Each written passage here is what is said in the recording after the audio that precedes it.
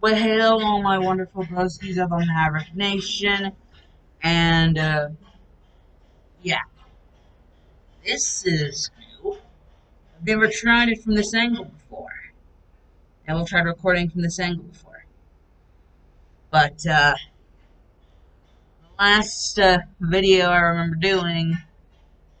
So yeah, now we're gonna start up again with the second day, so that I can make sure that's uploaded.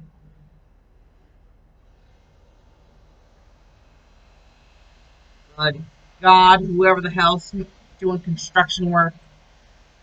Ugh. I really hope nobody can hear that. Or at least if you guys can. I hope it's not too loud. Basically, after Luffy Gumu Gumu Node, the freaking Zangetsu out of basically Gumu Gumu Node, Gumu Gumu no freaking bazooka Zangetsu out of Ichigo's hands, making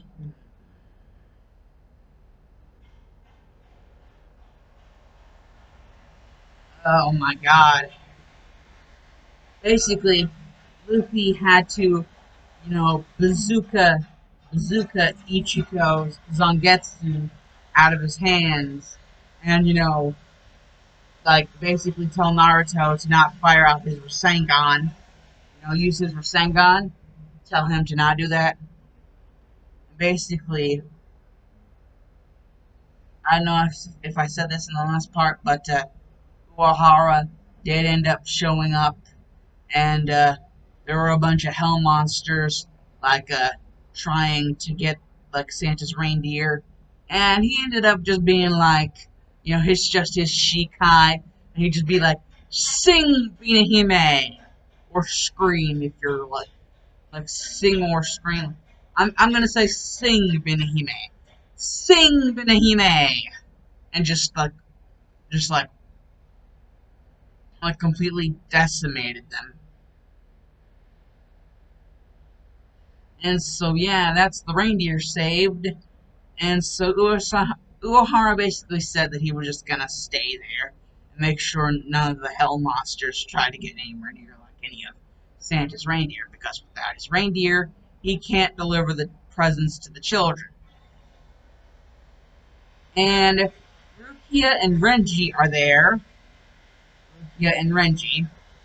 The only reason why Renji's there is because Byakuya said that if he didn't go there and help, Byakuya said that if he didn't go there and help, he would Sinbone Sakura Kaiosha him to death. And so, yeah, he did not want that. He did not want to die, so he, he did not want to. He did not want to die. Basically, he didn't want to die, so he decided he would go with. And Rukia, she is caring, and so she decided to go with. Plus, she knew that Renji would not be all that great of a help without her also assisting him and everyone else. And so, basically, that's that. And for some reason, Bartolomeo somehow got there. For some reason, Bartolomeo, I guess, like he was like a like hitching a ride on the ship, like hitching a ride on the Thousand Sunny. Because remember, this is like Dressrosa arc, like Straw Hats. So this would be Thousand Sunny instead of a Going Merry. So I guess he just hitched a ride on the Thousand Sunny without anyone else knowing. And Bartolomeo was there, and Bartolomeo was just like, so I guess I'll just stay with this guy with this hat and these, like, who are you again? And Rukia and Renji basically have to state that Renji states he's the lieutenant of Squad 6, and Rukia is just like, and I'm here to make sure he doesn't get himself killed. That's basically what she says in response to that.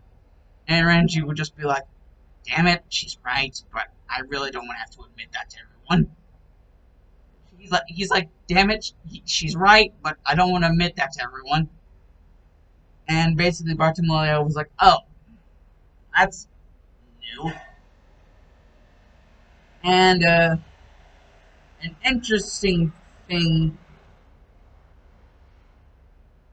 an interesting thing, freaking, like, there's a freaking snake, like, about around the size, if not a little bit smaller than the snakes that were in the Forest of Death, like in part 1 of Naruto.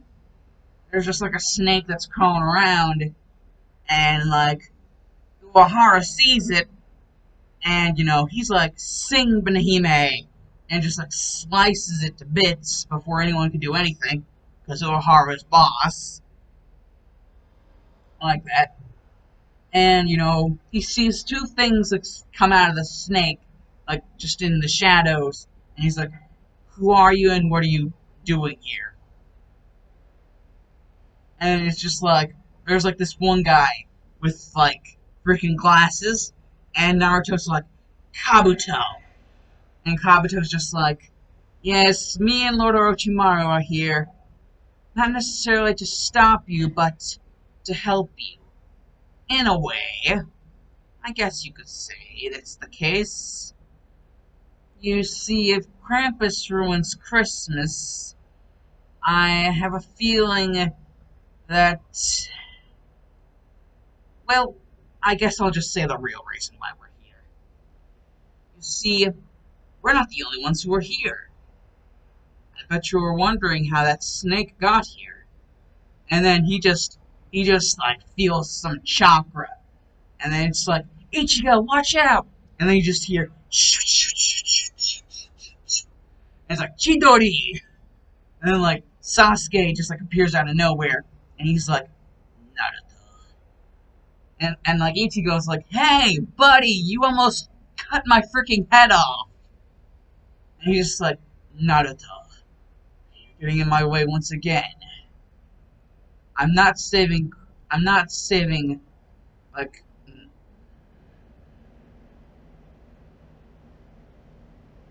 I'm basically. He's just like, I'm not saving Christmas for you. I'm only doing it because it benefits my training. If that piece of shit weren't to die, if he dies, then everyone gets screwed over." And Naruto really doesn't understand what Sasuke means. And Sasuke's like, if I tried to explain it to you, you would only get even more confused, loser. And Naruto's just like, "Who you calling a loser?" And Sasuke's just like, "Who's the only one of us else who's here?" And then Orochimaru would just be like, "Okay, come on, quiet down." And then Jiraiya would just be like, "Orochimaru, so you finally decided to show yourself."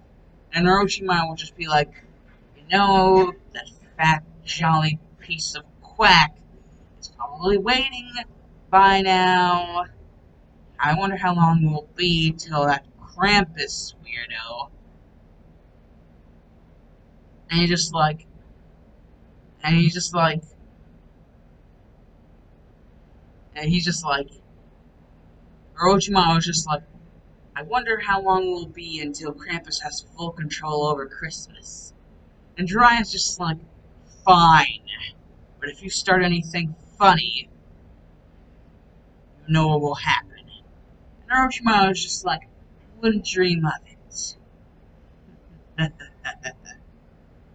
Besides, I don't like Krampus' style. And there's the second day. Now we have even more team info. We know that Orochimaru, Kabuto, and Sasuke have arrived. And that Uehara, Rukia, Renji, and Bartolomeo somehow found himself on 1,000 Sunny. And so he's along for the ride. If you guys don't know about Bartolomeo, he's part of One Piece.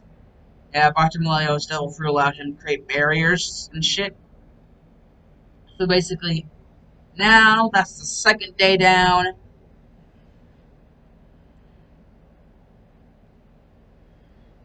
Dark Shadow Maverick is out. Alonzi. And the Dallas